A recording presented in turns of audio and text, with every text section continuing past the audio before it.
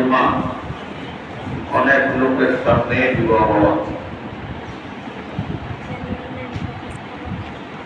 বিবাহ অনুষ্ঠানে দেখে 5-10 জন সামনে থাকে, অথচ আয়োজন করা হয় অনেক লোকের, অনেক লোকই আয়োজন করা হয়, কিন্তু খাওয়া খাওয়ার পরে আর দুটা বারোটা বিয়ের সময় 7-8 জন লোক, কিন্তু উচিত ছিল সব লোক উপস্থিতির সামনে 8-10টা হওয়া। এটাই হচ্ছে সুন্দর তরিকা। এবং মেয়ের পক্ষ থেকে এদিন আনা, এটা মেয়ে যার সাথে শরীয়ত অনুযায়ী মেয়ের সাথে যারা দেখা দিতে পারবে, মেয়ের বাবা, ভাই, চাচা, মামা, নানা, দাদা, এই ধরনের লোকেরা মেয়ের থেকে অনুমতি আনা, এটাকে বলা হয় দিন। ওইখানে কোনো সাক্ষী সুক্ষী কিছু দরকার নেই, শুধু জাস্ট একজনের মেয়ের অনুমতিটা নিয়ে আসবে। সাক্ষী দরকার হয় ছেলের সামনে 2 জন সাক্ষী থাকতে হবে ছেলের সামনে। যখন ছেলে কবুল বলে তখন 2 জন সাক্ষী শুনলে বিবাহ হয়ে যায়। কিন্তু আমরা এটা সমাজের দৃষ্টিতে এটা একটা বিশাল বড় ধরনের একটা, সেটা আমি বলবো না। একবার দল বান্ধে একবার মেয়ের সামনে যায়, একদল উকিল বাপ এই কতগুলা বানায়, এগুলা ইসলামিক কর্তৃত্ব নেই। বুঝলাম একজনের উকিল বাপ বানাইলে বানাইত, এরপরে দল বাঁধতে আবার যায় একদল,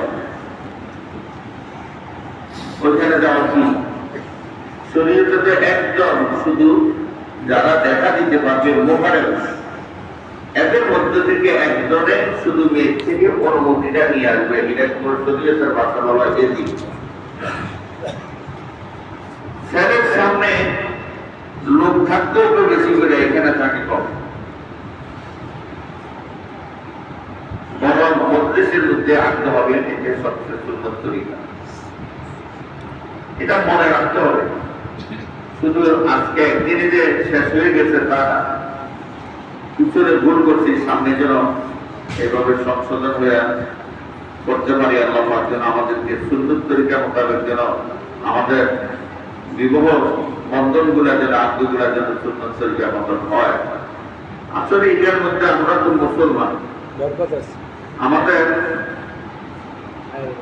রসুলের সুন্দর তরিকা মতো যদি আমার সর্বপ্রথম আগ্রহে যদি না হয়, আমার দাম্পত্য জীবনের শুরু প্রথম এই সুন্দর তরিকার খেলাপ হয়, আর এটি যদি আমার গুণার মাধ্যমে হয়, তাহলে পরবর্তী দাম্পত্য জীবন কিরকম হবে হইতেছে এটা আপনারা দেখতে আছেন বাস্তবে।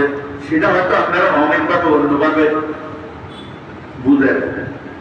মেয়ের বংশ ভালো না, মেয়ের মা বাবা না, মেয়ের বাপ বানানা, মেয়ের ভাই বানানা, অমুক বানানা, অমুক বানানা, সেই বানানা, বিভিন্ন রকমের শুধু বদনাম আর বদনাম। এগুলো হয় না আমার কিচ্ছু না। আপনি দিনের উপরে চলেন, আপনার ঘরের মধ্যে একটা দিন না থাকুক মেয়েটা, তাকে ওইভাবে আনেন, আর আপনি ইসলাম মোতাবেক মেয়েটাকে প্রতিষ্ঠিত করেন, সে প্রতিষ্ঠিত হইতে বাধ্য হবে। কিন্তু মেয়েটাকে পরের মেয়ে আসছেন, এটাকে নিজের মেয়ে মনে করতে হবে।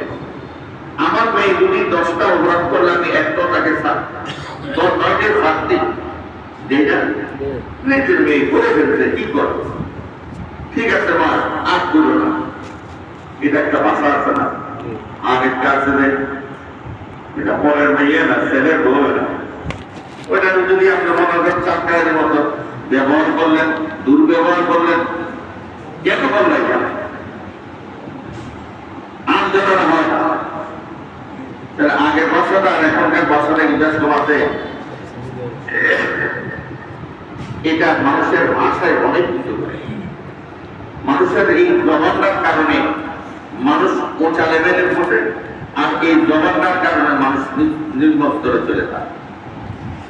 এই জন্য আমরা প্রত্যেকে যখন একটা মেয়ে আনবো, পরের মেয়ে, এটাকে নিজের মেয়ে মনে করা, নিজে যেরকম মামার মেয়েটাকে নিজে করি, এই মেয়েটাকে আমরা করব। করতে গিয়ে ধমকের পড়ে যাবে না। আমাদের গ্রাম দেশে এটা আমরা মুরব্বীরা বলতে পারবেন, এই বাচ্চারা এগুলা কিছু বুঝবে না। আগে গরু দিয়ে হাল চাষ করতো, করছে কিনা? করছি, আমি নিজেও হাল চাষি।